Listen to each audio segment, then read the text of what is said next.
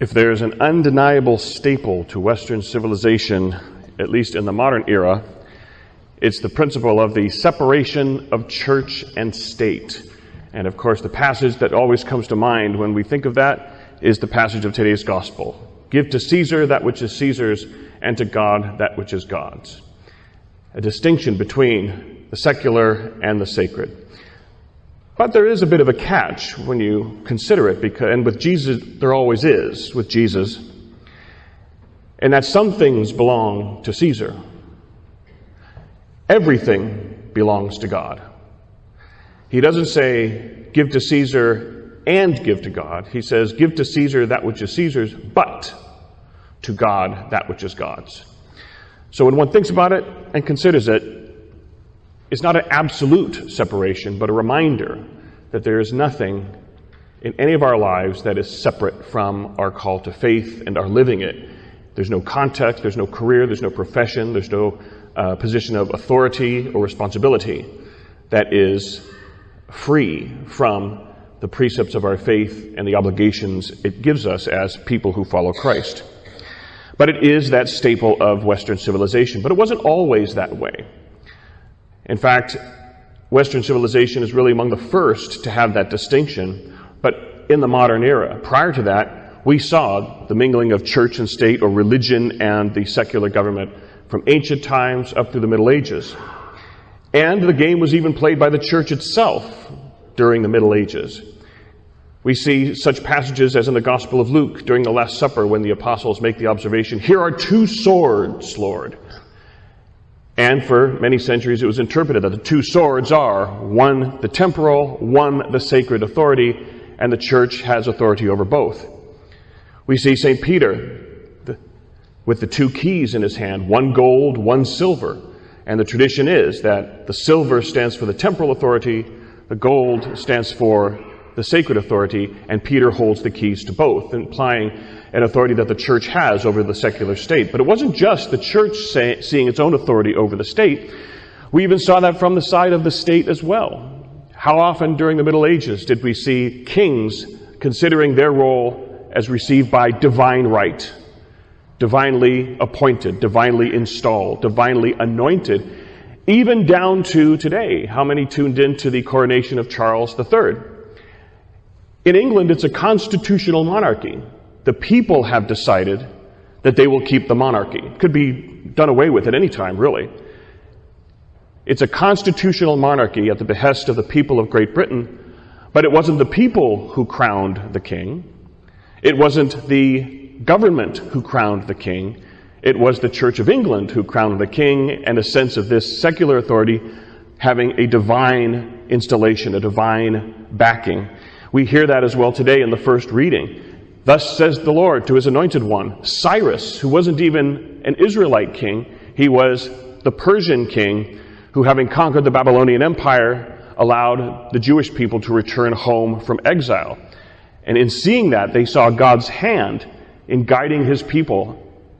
Cyrus became God's instrument whereby the people of Israel returned from exile.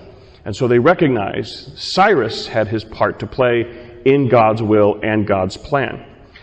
But it was only in the modern times that we saw the push for a separation between all things religious and all things secular, or the separation between church and state. But when you really think about it, it's never been a complete separation. It's always been one side over the other, to a certain degree a one-sided separation. We've seen in some nations and some governments failed attempts in which the government seeks to abolish the church or dominate the religion. Since there's a separation, it means the church stays out of all things government, but the government can dominate the religion. Of course, there have been varying degrees of success and failure in that. But in this country, here in the United States, we have a different angle to the separation of church and state. And it's all expressed in a letter by Thomas Jefferson, which is seen as an authority expressing how the founding fathers understood that principle. A letter to the Danbury Baptist Church of January 1st, 1802. I won't belabor you with the entire letter, but just give you the parts that are relevant, where he says, "Believing with you that religion is a matter which lies solely between man and his God, that he owes account to none other for his faith or his worship, that the legislative powers of government reach actions only and not opinions, I contemplate with sovereign reverence that act of the whole American people which declared in the First Amendment, which declared that their legislatures should make no law respecting an establishment of religion or prohibiting the free exercise thereof, thus building a wall of separation between church and state. It's a mouthful. But when you look at the overarching context of where Thomas Jefferson places his understanding, the American understanding of separation of church and state, it's to protect the freedom of faith. Separation of church and state in the American sense is not a protection of the state from the church, but a protection of the church from the imposition of the state. An absolute freedom of religion. Obviously, not to violate the rights of other people, but the actions and administrations of the religion enjoys freedom in this country, and that is why he's quoting from the First Amendment of the Constitution. Now, I always like to point out, whatever side of the aisle you fall on, even conservatives will talk about our first freedoms. Remember when Elon Musk took over Twitter, which is now X, formerly known as Twitter? Many were rejoicing in him taking over, that there would be fewer regulations and restrictions on Twitter, and he was protecting our first freedom. Now, of course, they would mean freedom of speech. I always like to point out, if you read the First Amendment to the Constitution, freedom of speech is not the first freedom mentioned. It's another freedom. And it reads, Congress shall make no law respecting an establishment of religion or prohibiting the free exercise thereof, or of abridging the freedom of speech or of the press, or the right of the people peaceably to assemble and to petition the government for a redress of grievances. That's our First Amendment. That lists our most basic freedoms that we respect as Americans, but freedom of speech is not the first freedom. Still important. I'm not saying we should do away with it. But our first freedom is, in fact, freedom of religion. And it's not a restriction on religion, as many today would say separation of church and state entails, that it's a freedom from religion, a limiting of religion, a curbing of religion. But rather, the First Amendment is a limit not of religion, but of the government, of the state. Congress, and by extension the government, shall make no law respecting an establishment of religion or prohibiting the free exercise thereof. And that's absolute. There's no classification. There's no ifs, ands, or buts. It doesn't say except in times of war or insurrection. It doesn't even say, by the way, folks, in times of pandemic. Government stays out of matters of religion. And that's the twist that we have for that separation of church and state. I certainly don't want to see a state religion.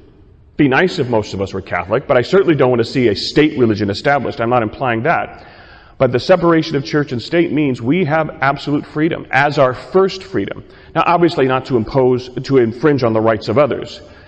People who have a religion that involves child sacrifice obviously can't exercise that religion freely in this country.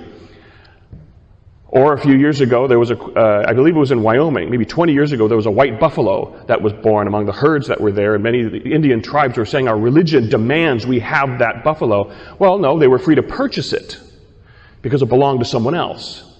There is that distinction of infringing on the rights of other people, but in terms of what we preach, when and how we worship, and especially how we allow it to influence our lives, we have that freedom in this country that cherishes the separation of church and state as a protection of the church from the state. And why was that important? Because the founding fathers, who all had varying degrees of religiosity, some were atheists, some agnostics, at least one was Catholic, they wanted religion to be a part of our society. As modern, as enlightened as many of them were, and all of us are, they wanted religion to be a part of this society, to influence how we live and how we govern, as an anchor to ensure the future stability of our society. and government was not to interfere with the presence of religion. And we even see that expressed in the Constitution itself. The First Amendment was an addition to the Constitution after it was written. The Bill of Rights were additions to the Constitution. But within the Constitution itself, we see this.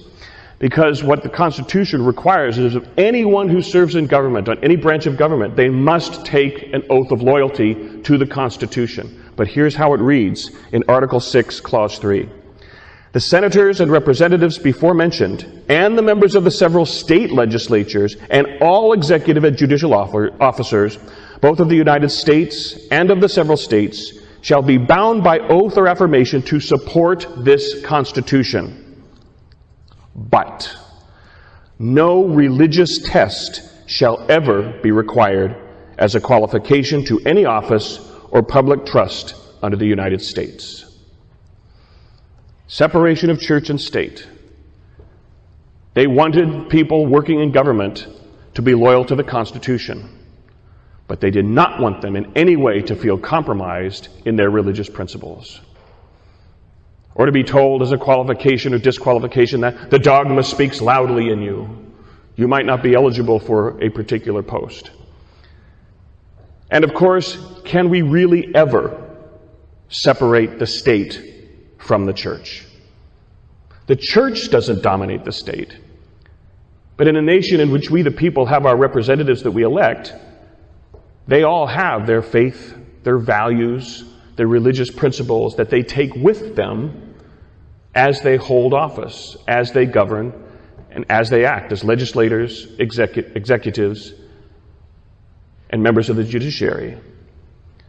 No religious test is to be applied for any qualification to any branch of government. Because the Founding Fathers didn't want freedom from religion, they wanted freedom of religion, a freedom for the religion to influence how we live, how we govern, how we conduct our daily lives, how we vote. And that is what has made this country strong and a real example of what it really means to have the separation of church and state. As Jesus declares in today's gospel, render to Caesar the things that are Caesar's, but render to God the things that are God's. Bearing in mind that some things belong to Caesar. Everything belongs to God.